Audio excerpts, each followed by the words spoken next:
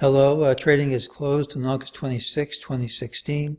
We had a MEJT target from yesterday at 2175.61 that printed and there was support under it. We had a target from earlier in the week of 2184.35 that printed a day after its referred time frame, so we get to cross it off the list. No resistance over the target. During the day and the afternoon, MEJT said ultimately higher and lower prices would print. We got the lower prices first. System identified the move as false. It says that we would recover, take out this price, which we did. Typically, when you have ultimate buy and sell in the same formation, it leads to wishy-washy trade. But if you get a big move instead, look for it to retrace. No new MEJT signals for Monday. Today's pattern gave us mixed indicators. We'll go over them and then make a call. Typically, this is a pattern which closes at the day's high. When that doesn't happen, it should lead to more weakness. That would be negated if we gapped up and took out this high promptly. We have an all-day drop which closed over this low and this low. That's a positive pattern unless we negate it by gapping down and promptly taking out this low.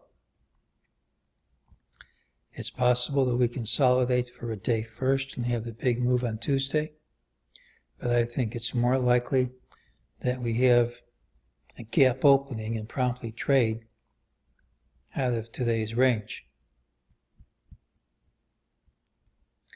Well, I've been looking for a top in this area. We have an early finish to bar 13. I did say I would feel happier if we had one more fling up, hitting a new high and hitting bar 13 for real, but it's not required.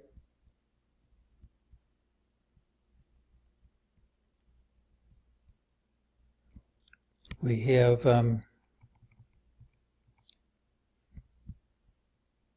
I don't know how that got moved.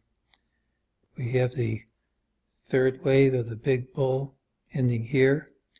We have the fourth wave in progress. Here's wave A, here's B. I said it probably ended, but I would like it to have had one more fling up for a more convincing fifth wave of C. But even though I said I'd like it, it's not required.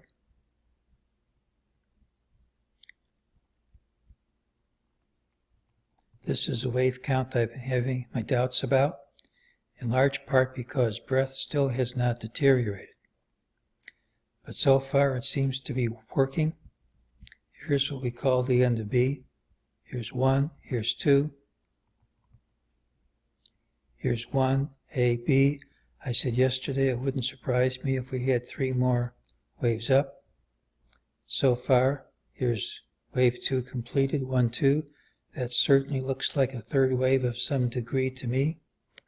I think this ABC is probably completed because of the fibrillation ship between wave C and wave A. If this count is correct, on Monday we should gap down strongly, undercut this low, and have a third wave down of multiple degree. That could be a very steep drop. It's possible to calculate a possible target.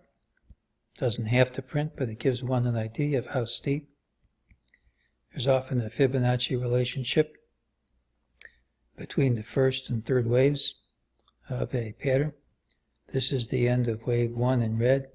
This is the end of wave 1 in black.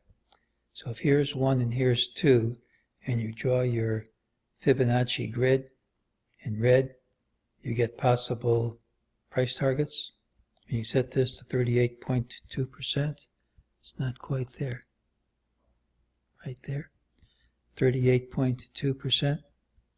And if that's 1 and that's 2 in black, you set your Fibonacci grid, move it to the top of wave 2, and you see we get the 2 lines within 1 point of each other between 21 2 points of each other, 2125 to 2127, and a straight line down remains a possible target for the next leg.